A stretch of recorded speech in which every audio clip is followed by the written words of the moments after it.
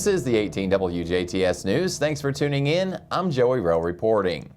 The latest COVID-19 numbers have been released for Indiana. Here is Peter Marshall with the totals. The Indiana Department of Health reported 2,839 new cases of COVID-19 and 108 new deaths in the state on Friday. To date, there have been a total of 1,664,353 cases of COVID-19 and a total of 21,298 deaths reported in the state, with an additional 838 probable COVID-19 deaths. Only 56.3% of Indiana's population ages 5 and up are fully vaccinated. 91.1% of Indiana's COVID numbers are those who are unvaccinated. Of those who are vaccinated, only 8.9% have experienced a breakthrough case of COVID. Only 0.096% have been hospitalized, and only 0.05% of those who are vaccinated have died from COVID. DuBois County saw 19 new cases reported Friday. There is a 7-day positivity rate of 24.4% amongst all tests and 40.4% amongst unique individuals. To date, there have been a total of 12,668 cases for the county, and 156 DuBois County residents have died from the virus. Only 60.5% of the county, ages 5 and up, are fully vaccinated. For the surrounding counties as of Friday, Spencer has 14 new cases with a vaccination rate of 52.7%. Warwick has 47 new cases and 1 new death with a vaccination rate of 65.2%.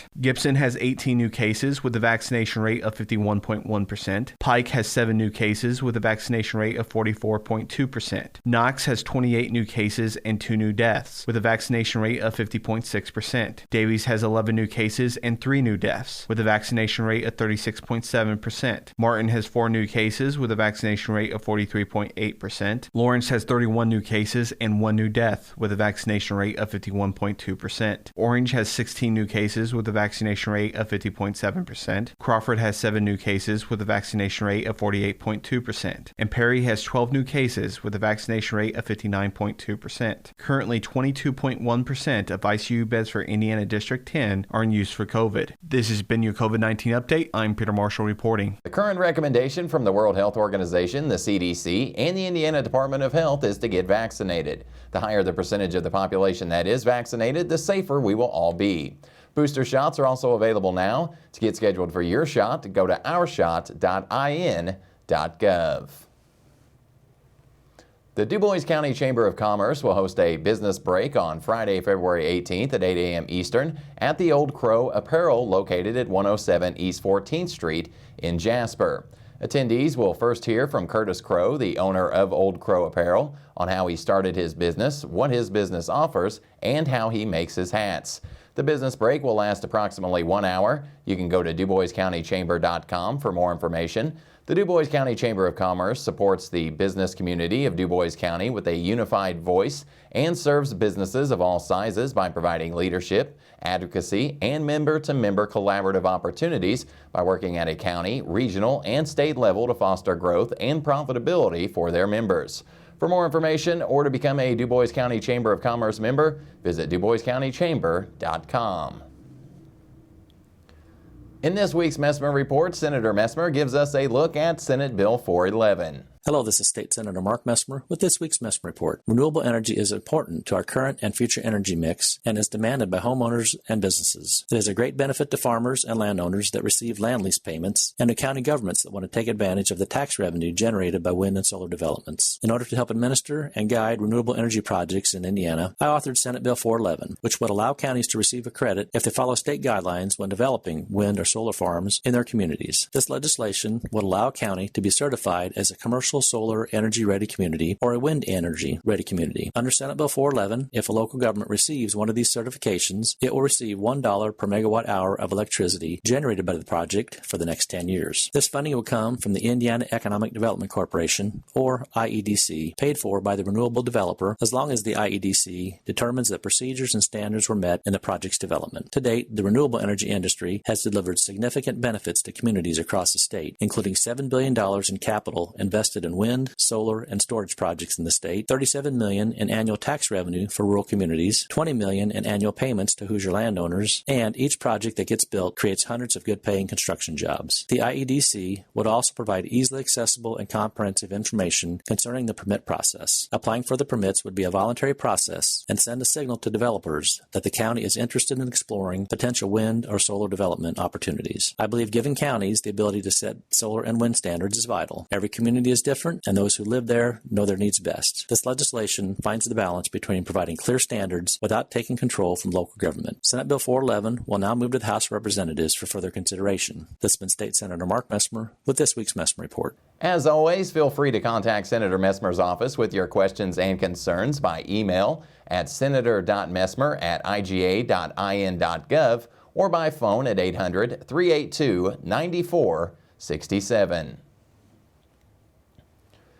The Board of School Trustees of the Southwest DuBois County School Corporation will hold a regular monthly meeting at 5:30 p.m. on Tuesday, February 15th in the boardroom at the Southwest DuBois County School Corporation Administrative Building located at 113 North Jackson Street in Huntingburg. The meeting is a meeting of the school board in public for the purpose of conducting the school corporation's business. The public is invited to attend and observe the meeting. The board's meeting site is fully accessible to all persons. Any person requiring further accommodation should contact the superintendent with the school corporation's administration office at 812-683-3971. The Rotary Club of Jasper has announced the opening of the club's grant cycle for nonprofit community organizations. Interested nonprofit groups can access the online application at jasperrotary.com or on the club's Facebook page. Applications are due by March 21st. The club's grants committee will review all applications submitted and plans to announce the awards in May, with funds released to people in August. Application for up to $12,000 in funding will be accepted, and they must match one of Rotary's 7 areas of focus: basic education and literacy, maternal and child health, peace and conflict prevention and resolution, disease prevention and treatment, water, sanitation and hygiene, community and economic development and environment. Last year, Rotary teamed with the Tri-County YMCA to offer Safe Sitter courses free of charge to local participants. In recent years, Rotary also granted funds to Memorial Hospital and Healthcare Center to purchase diapers and books for newborns and their families. The mission of Rotary International is to provide service to others, promote integrity, and advance world understanding, goodwill, and peace through its fellowship of business, professional, and community leaders. The Rotary Club of Jasper is an active social and service club comprised of dynamic and diverse professionals who make a lasting difference in our community and around the world. The next Right to Life aluminum can drive has been postponed till April 2nd. The Daviess County Right to Life organization has announced that their aluminum can drive that was originally set for February 5th has now been postponed until April 2nd. It was postponed because of the weather from last weekend, and they will have it on the first Saturday in April. They ask you mark this date as the can drives will be the first Saturday of the even months of the year. They can no longer accept newsprint, but you can still recycle newsprint at the City of Washington and the Daviess County landfill.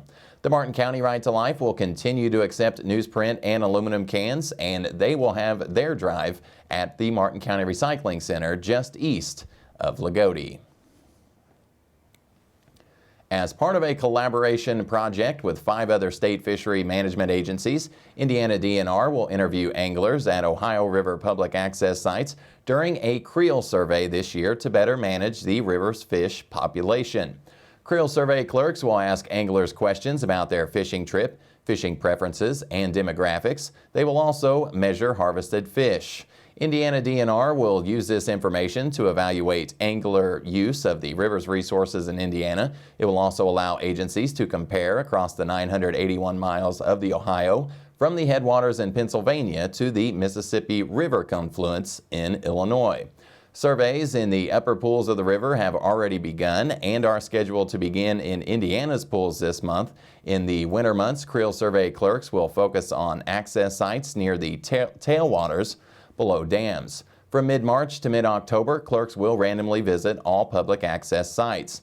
To find a place to fish on the Ohio, you can see on.in.gov/where-to-fish.